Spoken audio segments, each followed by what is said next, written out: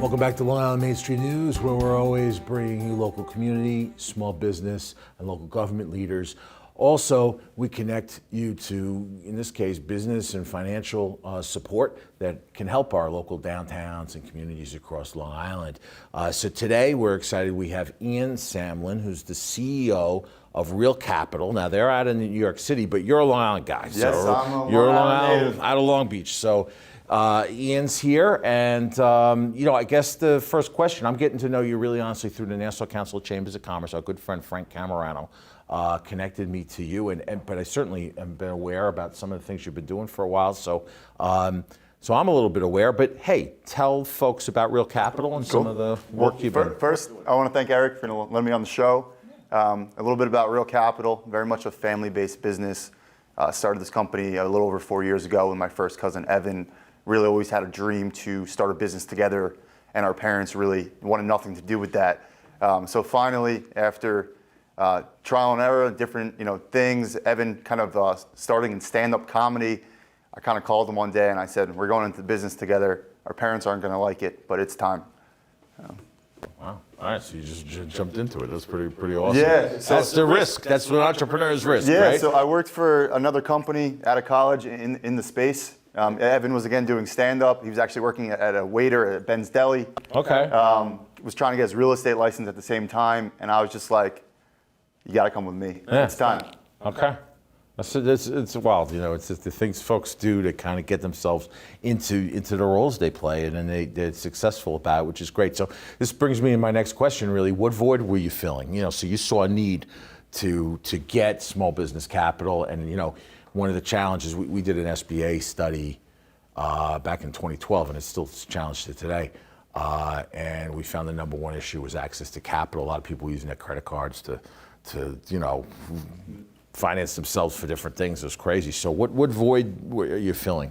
So really, we'd love to help out mom and pop small businesses across America. We kind of look at their bank statements, analyze them, kind of qualify them for mostly what we can get them is kind of 75% to 100% of their monthly receivables, and really just kind of be that matchmaker between them and the direct bank, using their capital and kind of consulting them along the way, how they're going to utilize the money, making sure they're not over leveraged, with the payments, and just really making sure they have a strategic plan before kind of signing the paperwork.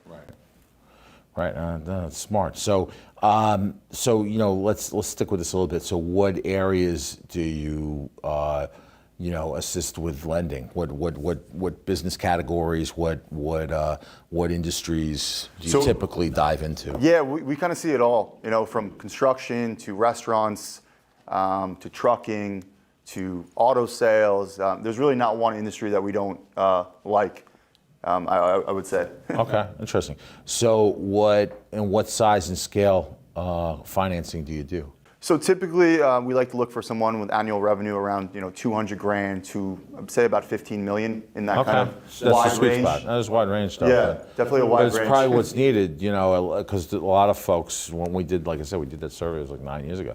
But we had a preponderance of businesses in that range, and that was definitely one of their biggest needs. And it's a group of people that's kind of misunderstood, probably, right? I mean, a lot of smaller businesses. So we see a lot of people that maybe were rejected from the banks. The bank wasn't quick enough at the time, or the bank just didn't give them enough money, and they kind of used us as a bridge, from working capital to expansion to payroll to equipment needs. We see it all. Right. And so what? So you've had a success rate with these folks, right? I mean, it's not like they're getting involved with you and then it's still, So the one thing I would like to say we pride on is we really want a long time, forever customer, client. Yeah. Right. We never try to fund someone once. Right. We try to ensure that they're going to come back to us by sending them, Bialys and bagels, every time we fund them. And relationships to us are really everything, especially in our business. So we'll do what it takes to kind of get them to that next level. And if it is, say, as easy to getting them to a different sector of financing, we would love to do that for them.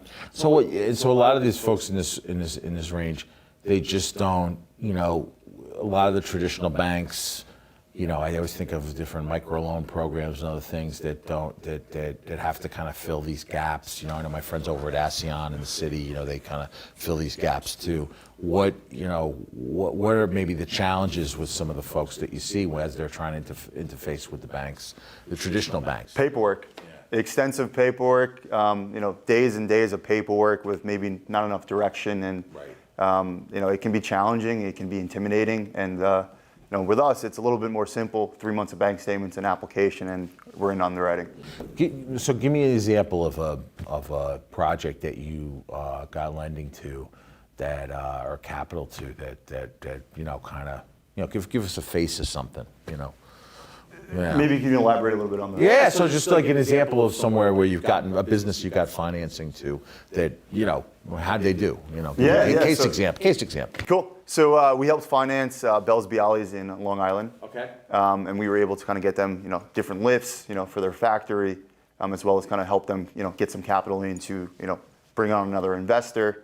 So we saw them kind of graduate from kind of the small, mid-sized company to a very large, company with, helping them out along the way. That's great.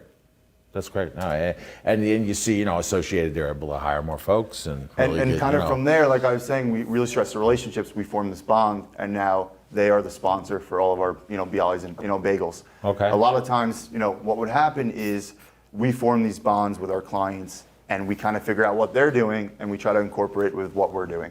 Okay. There was another company called Plotograph, at the time. I don't know if they're around anymore, but they were a big social media app, digital marketing. Okay. And I'm, good friends with one of the ex-owners. Sure. And she, has really been helping us out with marketing as well. So it's cool to kind of help people and then kind of see how they can bring it back to us, and we can use it in our everyday business. Well, that's right, and this really is, you want to see where you're helping somebody and then they bring business back to you. It's a win-win all around. So there is that element of, it's almost in some cases a form of giving back and philanthropy too. This gets me at coronavirus. So coronavirus happened, and everybody was struggling, and the SBA was it was a challenge to get access to resources. The big guys got resources, the small businesses didn't. And there's a number of things you guys did through this process. So, and that's kind of how you came to our friend Frank too. So, tell us. So how did you pivot through this period? Yeah. So coronavirus for everyone, obviously uncharted territory. No one could have ever expected that. I actually got engaged the weekend before. Kind of Corona was very viral. Showed up to work that Monday, and we had to send home our entire team that day with no kind of direction as to when we'll be coming back, where we'll be going, and it was very stressful. So our kind of first plan of action was really figure out our business, figure out what we need to do to kind of survive during these, again, uncharted times. We upped our marketing, and once we kind of had our infrastructure down from a remote standpoint, we really wanted to help out anyone we could. So we kind of took the initiative of helping clients sign up with the PPP loan as well as the EIDL, right, and really, making sure they can get this financing, educating them on it, showing them how to sign up, what documents are needed.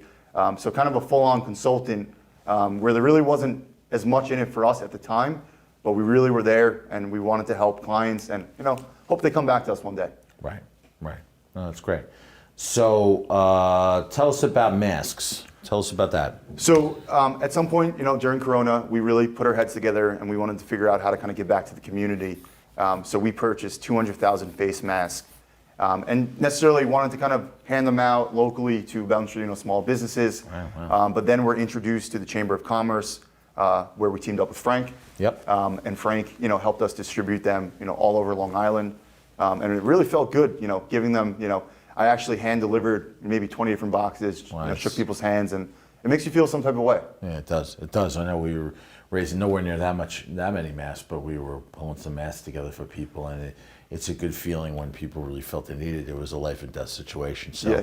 you're out there. 200,000 is a big number, particularly the price points at the time. Yeah. So however you figured that out, bless you. I know my mom was very pleased because they were actually in our garage in Merrick for a while. So when we got them out, she was very happy. That's funny. It's funny. You had them local. That's great. So no, I'm glad you did that. So then really, I guess this begs the question. So you managed through coronavirus, you kind of pivoted your operation. You've developed all these relationships and goodwill between the mass, between processing folks, loans and grants, and trying to get access to capital to businesses who were locked down and really struggling. What's next for you guys? So right now, I would like to say we're kind of doing the opposite of most people. We're Okay. going right into the heart of the city. We just got a brand new office that we are moving into today. Yeah, okay. So very exciting for us. Trying to bring guys back and kind of get that, rah morale, going again. And we very much want to be in the office. I know there's a lot of people that prefer to work from home, and our bunch really feeds off each other, and everyone needs each other.